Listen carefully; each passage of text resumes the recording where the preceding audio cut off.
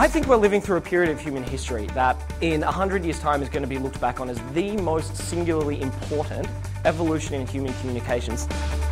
And the first and most obvious and most famous is social networking. A lot of people say, is that just a bit of a fad? I think it's nothing of the sort. So like yo-yo, fad. Disco balls, unfortunately just a fad. But you know, the telephone, it's kind of always going to stick around. Email, it's always going to stick around. And social networking, it's always going to stick around because of the way it facilitates human interaction and the forming of groups. 43% of workers will send the wrong information to clients every week. 43% of us. Deals are lost on that stuff. Like projects sink on that stuff because we can't connect the right people with the right stuff at the right time. But with a technological infrastructure that takes something like a social network and makes it searchable inside an organisation, you can find ways of getting around that stuff.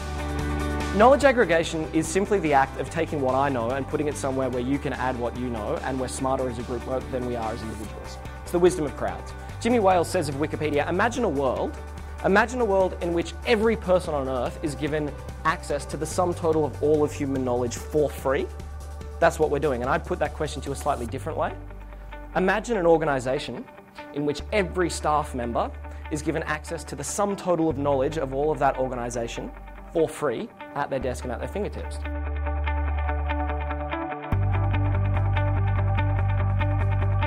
I think the real power of this as knowledge management infrastructure is that it lets us do three things. It lets us capture the smarts of our people, wiki style. It lets us people access smarts at the right time, kind of social network style, and it allows us to leverage that wisdom. Quite self-evidently, I'm pretty excited about this stuff. Like it's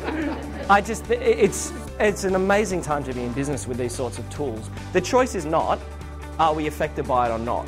The choice is, do we embrace it or not?